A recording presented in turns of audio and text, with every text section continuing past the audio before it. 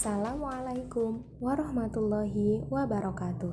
Selamat datang kembali di kelas Bahasa Indonesia kelas 7 MTS Negeri 2 Sukoharjo. Apa kabar anak-anak semuanya? Baik ya? Semoga kita senantiasa diberikan kesehatan dan selalu dilindungi oleh Allah Subhanahu wa taala, terutama di masa pandemi seperti ini. Di semester 2 kelas 7 ini kita akan mempelajari beberapa bab, di antaranya adalah puisi rakyat. Apa yang ada di benak kalian ketika pertama kali mendengar puisi rakyat? Apa itu puisi rakyat? Kalau ada puisi rakyat, berarti ada puisi raja. Oh, tentu tidak. Di bab ini kita akan bersama-sama belajar apa itu puisi rakyat. Seperti minggu kemarin, kita akan membahas sedikit tentang apa itu puisi rakyat dan jenis-jenisnya. Puisi rakyat merupakan karya sastra yang memiliki bentuk dan aturan tertentu. Aturan tertentu itu dapat berupa rima, irama, panjang pendek suku kata, dan sebagainya. Jadi, sebuah puisi rakyat terikat dengan aturan-aturan tertentu.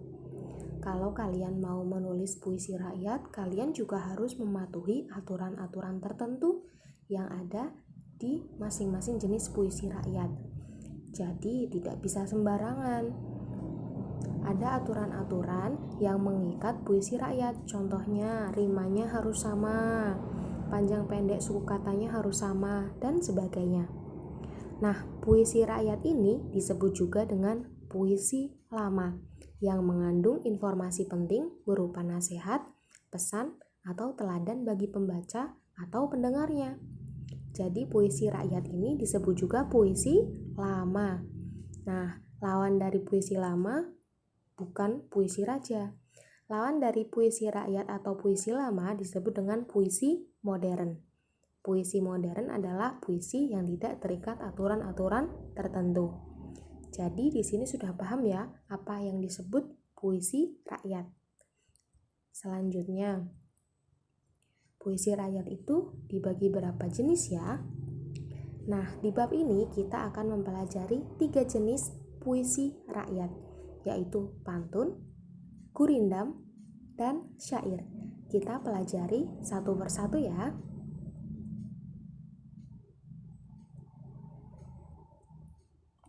Yang pertama, pantun.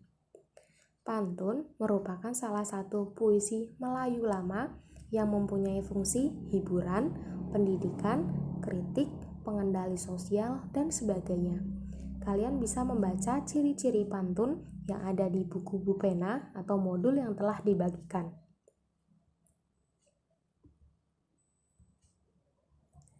Yang kedua adalah gurindam.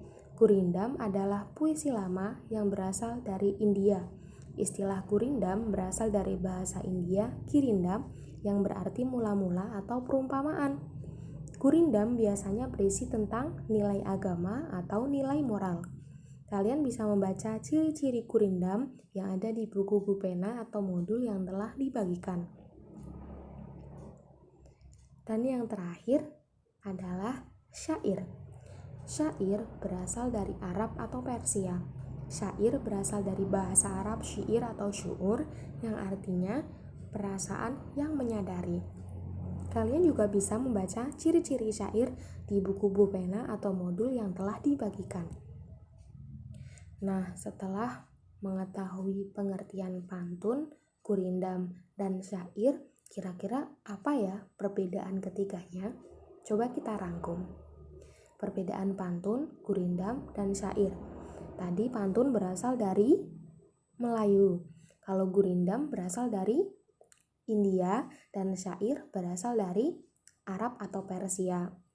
Nah, dilihat dari baris per bait bisa kita lihat pantun itu setiap bait mempunyai 4 baris, sedangkan gurindam setiap bait mempunyai 2 baris dan syair setiap bait mempunyai 4 baris. Selain jumlah baris, ada perbedaan lain, yaitu suku kata per baris. Suku kata per baris di pantun ada 8-12, gurindam 10-14, dan syair 8-14. Rima atau saja. Rima atau saja ini bunyi di akhir setiap baris ya. Kalau di pantun, rima atau sajanya berpola A, B, A, B, di gurindam berpola A, A, dan syair berpola A, A, A, A. Struktur pantun. Baris 1 dan 2 disebut sampiran, baris 3, 4 disebut isi. Kalau gurindam, baris 1 biasanya berisi tentang soal, masalah, atau perjanjian, baris 2-nya jawaban atau akibat dari masalah atau perjanjian baris 1. Nah, kalau struktur syair, semua baris adalah isi. Jadi ini adalah beberapa perbedaan pantun, gurindam, dan syair. Coba dibaca lagi. Nah, supaya lebih paham, kita akan melihat contoh dari pantun, gurindam, dan syair. Ini adalah contoh pantun. Anak ayam turun 10, mati 1, tinggal 9. Tuntutlah ilmu dengan sungguh-sungguh supaya engkau tidak ketinggalan. Coba kita perhatikan rima atau saja di akhir setiap baris. Baris 1 sama dengan baris 3, berakhiran dengan bunyi dan sedangkan baris 2 sama dengan baris 4, yaitu an. Nah, sekarang kita hitung berapa jumlah suku kata per baris. Baris pertama ada 9 suku kata. Cara menghitungnya, kita membaca setiap vokal. A, na, a, yam, tu, run, 10. 9 suku kata kan? Oke, kita coba baris kedua. Mati 1, tinggal 9. Ada 9 suku kata juga. Baris ketiga. Tuntutlah ilmu dengan sungguh-sungguh. Ada 11 suku kata. Dan yang terakhir, supaya engkau tidak ketinggalan. Ada 11 juga. Nah, gitu cara menghitung suku kata. Nah, baris 1 dan 2 tadi sesuai strukturnya disebut sampiran. Baris 3 dan 4 disebut isi. Itu adalah contoh pantun. Sekarang kita beralih ke contoh gurindam. Contoh gurindam. Barang siapa hendak bertanya, maka tanyalah pada ahlinya. Kita hitung lagi ya suku katanya. Barang siapa hendak bertanya, kemudian baris kedua, maka tanyalah pada ahlinya. Coba kalian hitung menggunakan jari kalian. Berapa suku katanya? Sesuai strukturnya, gurindam ini baris 1 dan 2 disebut isi.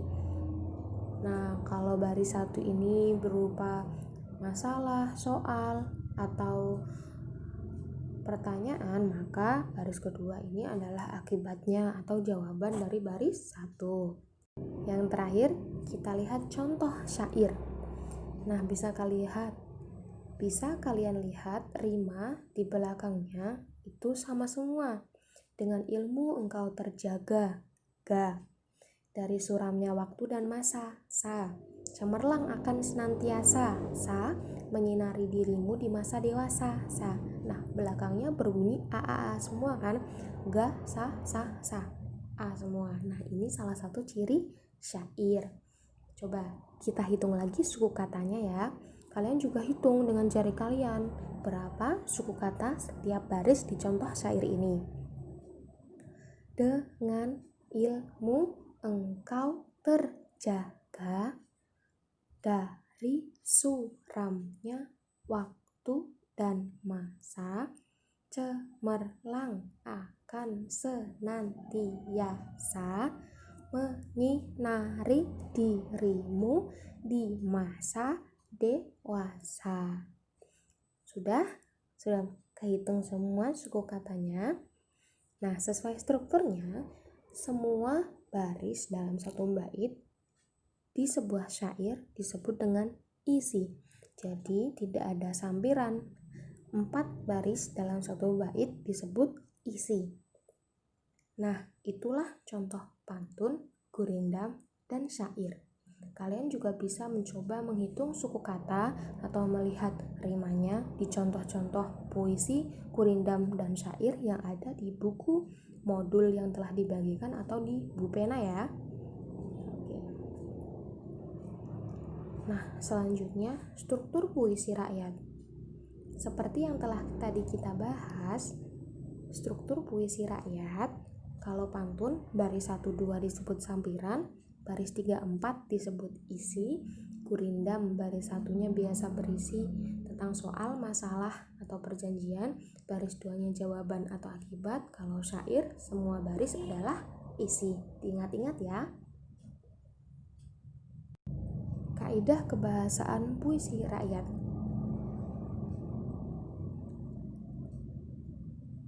Di sini kita akan mempelajari beberapa jenis kalimat, antara lain kalimat perintah, kalimat saran, kalimat ajakan, kalimat seru, dan kalimat larangan. Kalian bisa membaca secara keseluruhan di buku modul yang telah dibagikan di bagian kaidah kebahasaan. Nah, di sini contoh kalimat perintah adalah imbuhan lan, contohnya buanglah, bukalah, dan sebagainya. Kemudian kalimat saran biasanya ditandai dengan kata sebaiknya, seyogyanya. Kalimat ajakan ditandai dengan ayo, mari. Kalimat seru ditandai dengan alangkah, betapa, bukan main. Kalimat larangan biasanya ditandai dengan jangan, hindari. Selain jenis kalimat, kita juga akan belajar tentang kata penghubung. Beberapa jenis kata penghubung antara lain kata penghubung tujuan, kata penghubung sebab, kata penghubung akibat, dan kata penghubung syarat. Contohnya ada di tabel sebelah kanan.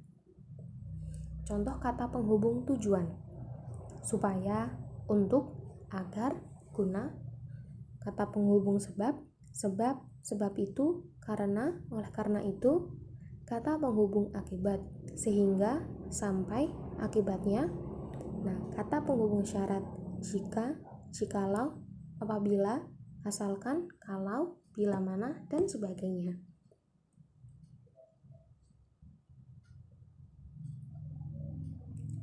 Nah, yang terakhir ada beberapa jenis kalimat majemuk. Kalimat majemuk adalah 2 kalimat yang dijadikan satu. Nah, untuk menggabungkan 2 kalimat menjadi satu, biasanya ada konjungsi atau kata penghubung di antara kedua kalimat itu. Nah, sesuai jenisnya, ada kalimat majemuk hubungan syarat ditandai dengan kata jika, seandainya, asalkan, apabila. Ada kalimat majemuk hubungan tujuan, kalimat majemuk konsensif, kalimat majemuk hubungan penyebaban, kalimat majemuk hubungan perbandingan, kalimat majemuk hubungan akibat, dan kalimat majemuk hubungan cara. Kalian bisa membaca setiap contoh-contohnya yang ada di buku modul yang telah dibagikan.